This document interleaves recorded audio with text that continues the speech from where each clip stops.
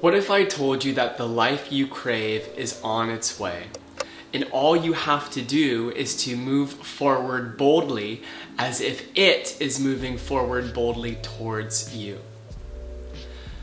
The problem I see all the time with highly ambitious people is we doubt ourselves. We believe that we can get it wrong, we can fuck it up, and that we won't be okay, that we won't live the life that we want. And that is the very obstacle to creating the life that truly inspires you. So in this video, I want to speak to how you can move boldly towards your desires so that you can actually just authentically live and become as magnetic as possible now, not in the future, so that life has no choice but to meet you there. So if you're new here, my name's Kev, I'm an award-winning furniture designer, and I help ambitious creatives design and build lives they love. So if you fully believed that everything that you crave craves you, how would you act? Most people go through life seeking approval, validation, pat on the back, someone to say, hey, you're doing the right thing, you're on the right path. And the reason why we crave that, aside from just the natural human connection part, sure, is the fact that we don't fully believe in our own capacity to live the life we want. We don't believe in our own capacity to go out there and make it happen. Even though our making it happen is so insignificant towards life making it happen with you, but we still have to get skin in the game. The problem is doubt. The problem is self-doubt. The problem is believing you have a problem, you know? The fact that I'm not good enough, so that must be why. The fact that, oh, I'm too much of a perfectionist. I'm stuck in this, I'm that. It's because when I was young, somebody said I would never make it. And those need a lot of space and love to work through. But there's nothing wrong with you. There's nothing broken. It's just the idea of who you think you are is limited by those stories that are still in your system. So if you are not moving through life with the conviction that everything you want is on its way, and it's not passive. I do not mean that in any passive way. It's very active. You're taking aligned action, you're moving boldly, trusting that life will meet you. But if you are not living in that conviction, you are reinforcing fear. You're reinforcing the belief that you are not good enough. And it's not as simple as one day just saying, fuck it, I'm gonna finally do this thing. That might be the first step, right? But these stories are deep. These beliefs, they're much more than beliefs, you know.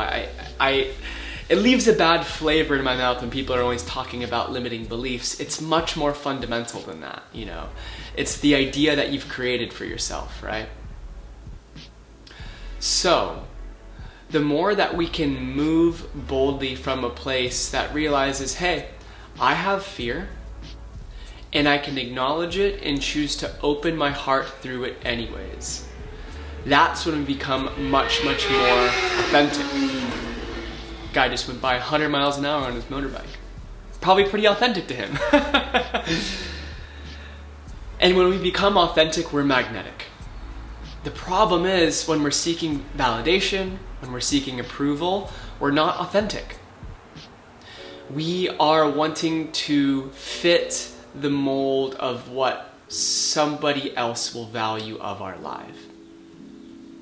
And that's not wrong, it's not bad, we do this. We want to please everyone else but ourselves. We want to please our parents, we want to please our partner, we want to please our boss, our friends. But we forget that we, the self, is the only person that actually matters.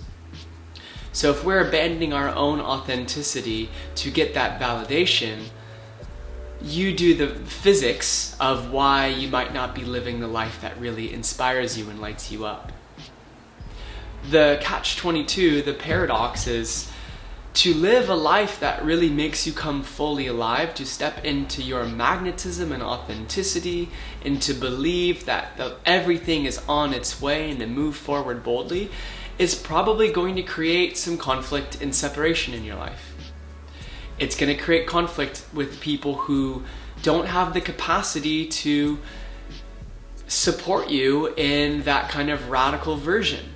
It's going to create separation between the opportunities, places, and projects and people that are not designed to carry with you into that next chapter of your life.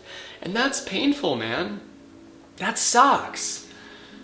Something I've experienced so much as a creative entrepreneur and just as a man is the more that I expand, the more that I get deeper into my body, the more that I'm just energetically not a match to certain things in my life that used to be a match.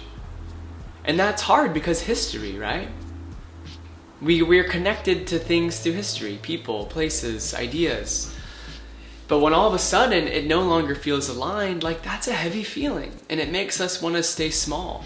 It makes us want to revert back to who we were, what we did before. But there's no going back. There's no going back because life wants you to rise. And life's only purpose is to help you step into your most aligned, authentic life. So if what you crave is a life that truly inspires you, is a creative business that is a gift to the world, that impacts people, that sustains you and the people you love abundantly, that's going to require you moving boldly and having to accept that you don't know what will happen. You don't know what might be shed in your life, and you don't know what might be gained. But you have to trust that if that's what you crave, it craves you, but it requires your bold, aligned action. And you can't be seeking other people's approval. You have to learn to source it in yourself. And people that do become so much more radiant and magnetic. Those are the people that you're like, wow, that person's always working on something really cool. That person's always having really great conversations. Or man, that person is always X, Y, and Z. Now, it's also a facade, like nobody's perfect. We don't idolize these people, right? But we let them expand us. We let them expand us. So if you're a creative entrepreneur that's looking to become more deeply embodied and magnetic, I invite you to check out the Embodied Creator Toolkit. It's my training, and it's for becoming more embodied in how to give your gifts and how it relates to creative business. So check that out, the link's in the description. But in the meantime, if you want to just support me in the channel, subscribe. Stay tuned for more. Appreciate you. See you in the next one. Ciao.